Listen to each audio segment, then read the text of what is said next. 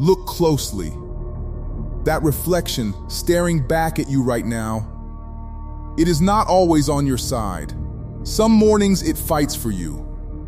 Other mornings, it is the very thing standing between you and the life you were built for. You have been calling this a battle against the world, against your bills, against your boss, against the people who doubted you, against the ones who left. But none of them wake up inside your head every single day. None of them whisper stay in bed when the alarm goes off. None of them hand you the excuse right when you need the discipline. There is only one person who has been there for every failure, every delay, every broken promise you made to yourself. And it is you. This is not a speech about beating your competition. This is not a speech about proving anyone wrong. This is you versus you. And somewhere inside you, right now, that fight has already started. Think about it. How many times have you told yourself, tomorrow I start?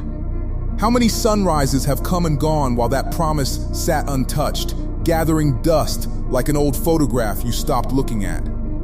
Tomorrow became next week became next month, and somewhere along the way, you stopped counting. You didn't lose to a rival. You didn't lose to bad luck. You lost to the version of yourself that wanted comfort more than it wanted change. Let that sit for a moment, because until you accept that truth, nothing changes. You can blame the economy, the timing, the people around you, but the moment you finally turn around and look yourself dead in the eye, you'll see him. The one who keeps talking you out of greatness. The one who negotiates with your goals until they mean nothing. He has been winning, quietly, patiently, for a long time. Now it's time you noticed. There are two of you living in that body of yours, and they have never agreed on anything. One of you wants to sleep in, wants the easy scroll through a screen instead of the hard hour in the gym, wants the version of success that requires no sacrifice, because sacrifice is uncomfortable, and comfort is right there, warm and familiar, asking for nothing. The other one wants something heavier, wants to be respected, not just liked, wants freedom that is earned, not borrowed, wants to look back one day and know that every scar, every sleepless night, every mile run in silence meant something. These two do not compromise. They cannot both win. Every single morning, one of them gets out of bed first, and the other one has to follow. Every choice you make, no matter how small it feels, is a vote for one of them. Skip the workout, he wins. Push through the pain, you win. Make the excuse, he wins. Keep the promise, you win. It is happening constantly, in moments so small you barely notice them. You are not just choosing what to do today, you are choosing who survives inside you. Here is the part nobody wants to admit. You did not fail because you are weak. You failed because you kept choosing the easier version of yourself, one decision at a time, until those decisions became a pattern, and that pattern became a personality, and that personality became your whole identity. Nobody wakes up one day and decides to give up on their dreams in one dramatic moment. It doesn't happen like that. It happens in silence. One skipped workout that felt harmless. One missed deadline that felt forgivable. One late night that turned into a habit. And a habit that turned into a lifestyle you didn't even choose. You just stopped fighting it. That is how the weaker version of you wins. Not through some dramatic defeat, through 1,000 quiet surrenders that nobody was there to witness. Not your friends, not your family, just you, alone, letting go a little more each time, until letting go became normal. But here is something worth remembering. If small surrenders built the cage you're standing in, then small victories can break it apart the exact same way. Think about a warrior who never once believed his current strength was his final form. Every time he was struck down, beaten, humiliated by an opponent stronger than anything he'd faced before, he didn't sit in that defeat and call it the end of his story. He stood back up, walked into isolation, and trained until his body screamed louder than his doubts. He didn't train to be equal to his enemy. He trained to outgrow the version of himself that lost. That is the mindset. Not chasing perfection, chasing evolution. He understood something most people spend a lifetime avoiding. Getting knocked down is not the tragedy. Staying down is. Every defeat was simply proof that yesterday's strength was no longer enough for tomorrow's fight. And instead of resenting that truth, he used it as fuel. You don't need a power stronger than the sun to apply that same mindset.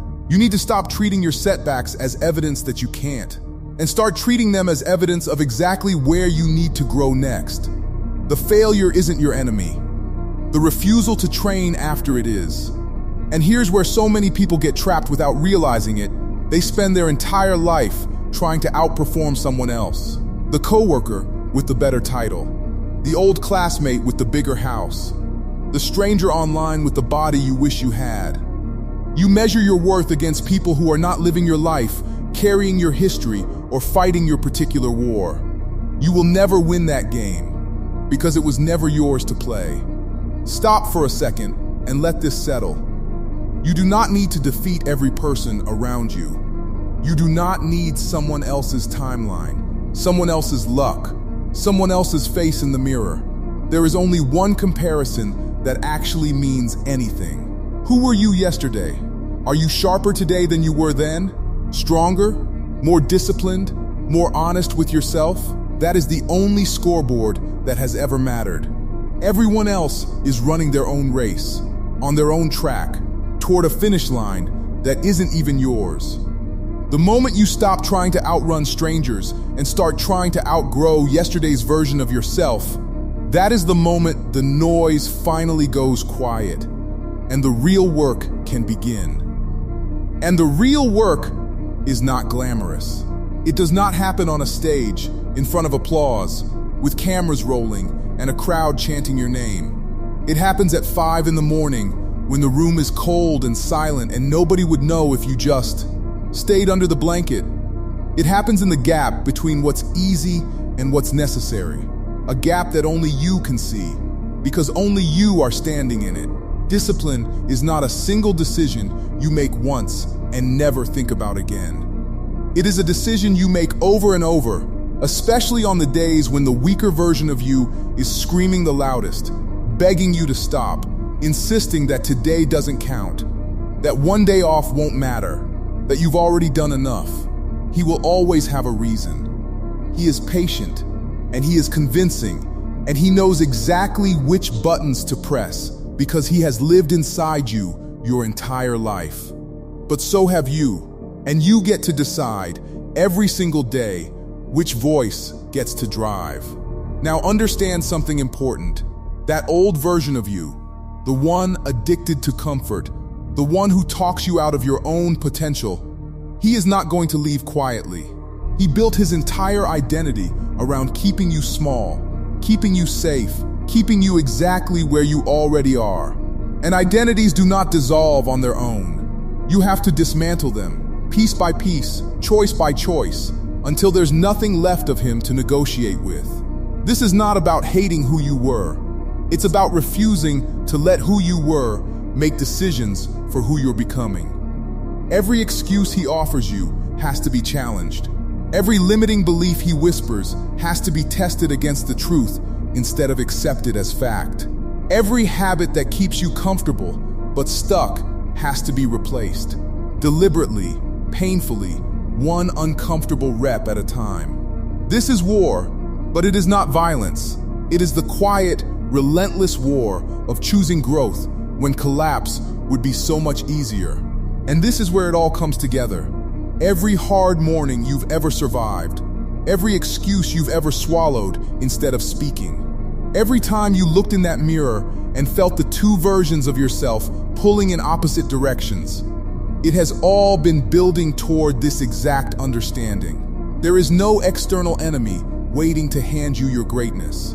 There is no rival keeping you from the life you actually want. There is only the reflection in front of you, and the choice you make about which version of that reflection gets to keep living. Nobody else can walk into the gym for you.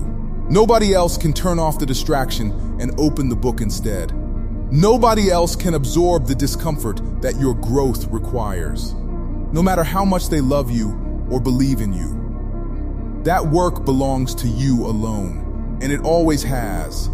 So the next time you feel that familiar pull, that voice telling you it's fine to quit, fine to wait, fine to stay exactly where you are, recognize it for what it is. Not fate, not circumstance, just the weaker version of you, fighting to survive one more day. And you get to decide if he does. You are not here to conquer the whole world today. You are here to conquer the 5 minutes where quitting felt easier than continuing.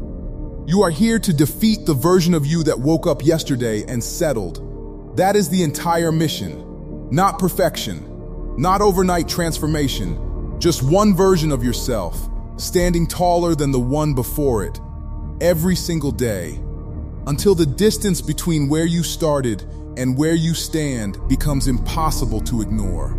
So look in that mirror one more time. See him clearly, the one who has been holding you back, the one who has been making peace with a smaller life, because a smaller life asks less of him. And then decide right now, in this exact moment, that today is the day he stops winning. Not because the world is watching, not because anyone is keeping score, but because somewhere inside you, a stronger version has been waiting, training in silence, ready the second you finally choose him. This is you versus you.